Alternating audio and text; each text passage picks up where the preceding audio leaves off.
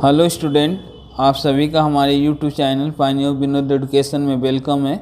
आज मैं आप लोगों को 11वीं कक्षा का हिंदी का सजेशन बताने जा रहा हूं कि बड़ा क्वेश्चन में आप लोगों को क्या आएगा। तो पहले आप लोग को हिंदी में जो है 5 नंबर का 3 गो कहानी, निबंध और एकांकी से बड़ा क्वेश्चन लिखने को आता है और यहाँ पर आपको 5 क्वेश्चन दिया रहता है। तो पहला जो 2023 के लिए इम्पोर्टेंट है, मेरे राम का मुकुट भीग रहा है निबंध का उद्देश्य को प्रकट कीजिए, अथवा मेरे राम का मुकुट भीग रहा है शीर्षक पाठ में निहित लेखक के विचारों को प्रस्तुत कीजिए। दोनों क्वेश्चन का आंसर एक ही होगा।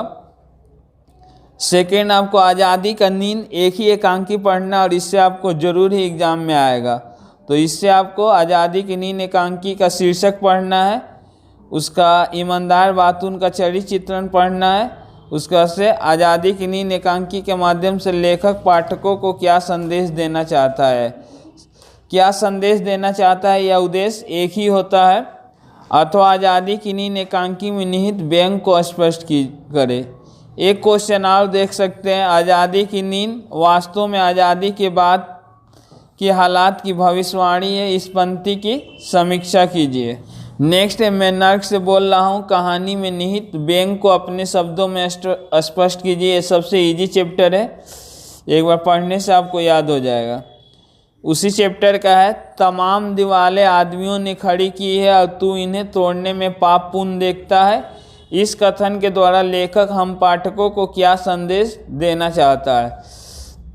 तो इस कथन के द्वारा लेखक क्या है, पाठकों को क्या संदेश देना चाहता है कि जीवन में क्या है, कभी भी संघर्ष से भागना नहीं चाहिए। जो व्यक्ति क्या है संघर्ष से भाग जाता है उसका जीवन क्या है, व्यर्थ है। इसी आधार पर क्या है, लिखना है।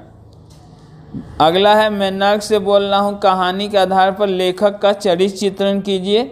नेक्स्ट क्वेश्चन बहुत भी आई है, महाजनी सभ्यता निबंध में व्यक्त लेखक के विचारों को संक्षेप में लिखिए। फिर अगला क्वेश्चन महाजनी सभ्यता से ही है, धन लोभ ने मानव भावों को पूर्ण रूप से अपने अधीन कर लिया। इस पंक्ति के आधार पर लेखक द्वारा व्यक्त विचारों को अपने शब्दों में स्पष्ट कीजिए। नेक्स्ट क्वेश्चन है, बिगड़ैल बच्चे से, यही क्वेश्चन अभी तक आपको प्रीवियस ईयर में पूछा है कि बिगड़ैल बच्चे कहानी में लेखिका क्या संदेश देना चाहती है, लिखिए। इसके अलावा क्या है, उद्देश्य भी पूछेगा तो यही आंसर होगा।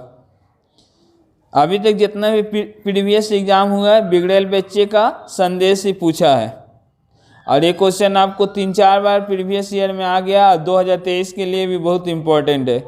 नेक्स्ट है, बिगड़ैल बच्चे कहानी के शीर्षक का औचित्य सिद्ध कीजिए।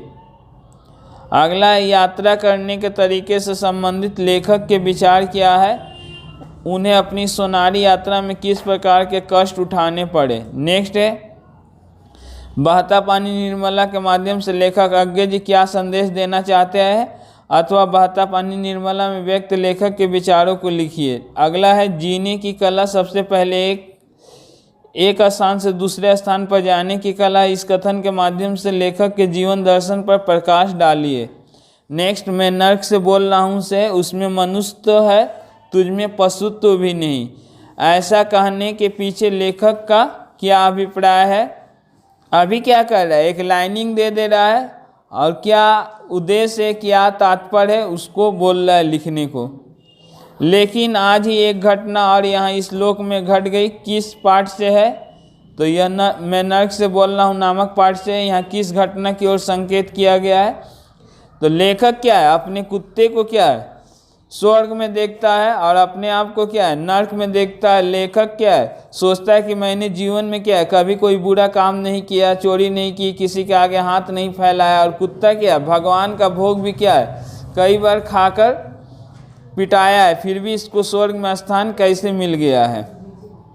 नेक्स्ट जो है, कविता से आपको एक ही लिखने को आएगा और एक उसके साथ लाइनिंग रहेगा। तो जो फर्स्ट 2 क्वेश्चन है, ये दोनों में से आपको 100% आएगा एग्जाम में। जो बीत गई सो बात गई, कविता के मूल भावों को अपने शब्दों में लिखिए। अगला है, अड़ी वरुणा की शांत कछार में व्यक्त भावों को अपने शब्दों में अभिव्यक्त कीजिए। ये दोनों में से एक जरूर आएगा। नेक्स्ट है पठित पाठ के आधार पर गोपियों की विरह वेदना का वर्णन कीजिए। अगला है पठित पदों के आधार पर सूरदास के वात्सल्य रस का वर्णन कीजिए।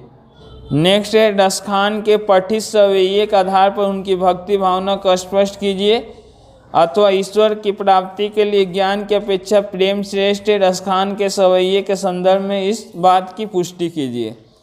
आपको 2 क्वेश्चन देगा, एक क्वेश्चन जो बीत गई सो बात गई और अरि बरुणा किसान कछार में से रहेगा, और एक रसखान और सूरदास में से रहेगा। नेक्स्ट है पठित अंश के आधार पर सूरदास की काव्यगत विशेषताओं को अपने शब्दों में लिखिए।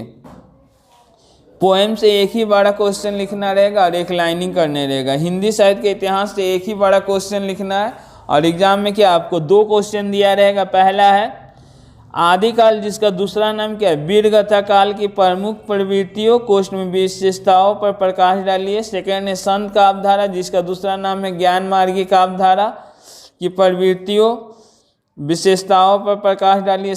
थर्ड है सूफी काव्यधारा, जिसका दूसरा नाम है प्रेम मार्गी काव्यधारा की प्रमुख प्रवृत्तियों को लिखिए। चौथा है रीतिकाल की प्रमुख प्रवृत्तियों कोष्ठ में विशेषताओं को लिखिए। ये 4 में से क्या है, आपको जरूर कोई ना कोई एक प्रवृत्तियाँ देगा और एक क्या है टिप्पणी देगा, लेकिन दोनों में से क्या है कोई एक ही लिखना रहेगा। अगर नेक्स्ट क्वेश्चन है हिंदी भाषा के उद्भव और विकास पर संक्षिप्त लेख लिखे, अथवा 2 टिप्पणी आपको देगा। टिप्पणी से अच्छा आपको प्रवृत्तियाँ या विशेषता पड़ेगा, और चारों में से एक जरूर आएगा। टिप्पणी है केशोदास रामचरितमानस, अमीर खुसरो, बिहारी ससई, जायसी, पृथ्वी राजासो, तुलसीदास। इतना टिप्पणी करने से आपको 2 अवश्य मिल जाएगा। यदि वीडियो अच्छा लगे तो वीडियो को लाइक करें तथा अपने दोस्तों को भी शेयर करें।